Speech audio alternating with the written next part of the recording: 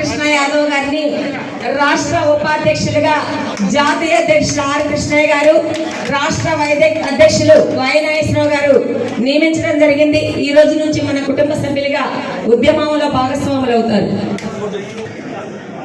శివనారాయణ యాదవ్ని జిల్లా యువజన అధ్యక్షులుగా జాతీయ అధ్యక్షులు ఆర్ కృష్ణయ్య గారు, రాష్ట్ర అధ్యక్షులు వై నాగేశ్వరరావు గారి సారథ్యంలో నియమించడం జరిగింది.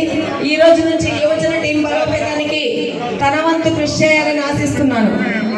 గోగుల లక్ష్మీ దేవి జిల్లా మహిళా అధ్యక్షులుగా గోగుల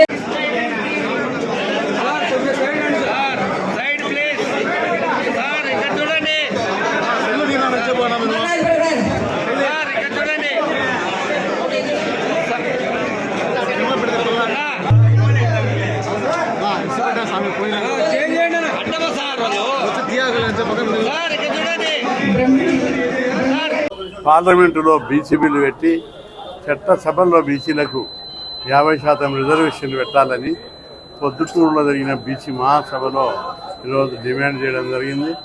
ప్రధానమంత్రి నరేంద్ర మోడీ గారు ఇప్పటి వరకు దేశంలో ఏ ప్రధానమంత్రి చేయని విధంగా చరిత్రాత్మకంగా బీసీ కులగణన చేపట్టి చరిత్రలో నిలిచిపోయాడు.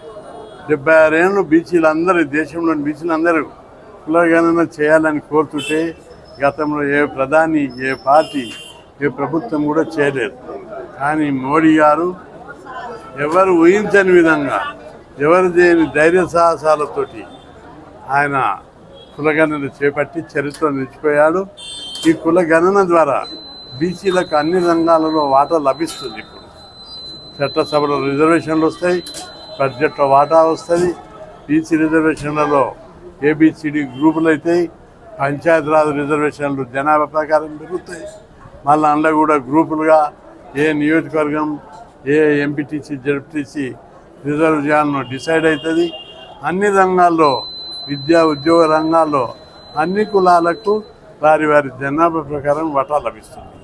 అంతేకాకుండా దేశంలోని ప్రతి బీసీ కుటుంబాన్ని డెవలప్ చేయాలని చెప్పి ప్రధానమంత్రి ఆలోచిస్తున్నాడు.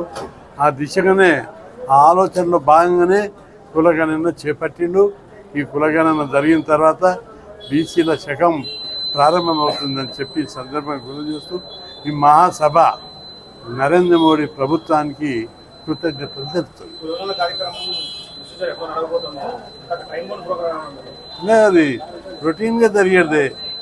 ప్రతిసారి కులగణన ఎట్లా జరుగుతుందో ఇది కూడా అట్టే జరుగుతుంది, అంతే టైం తీసుకుంటుంది.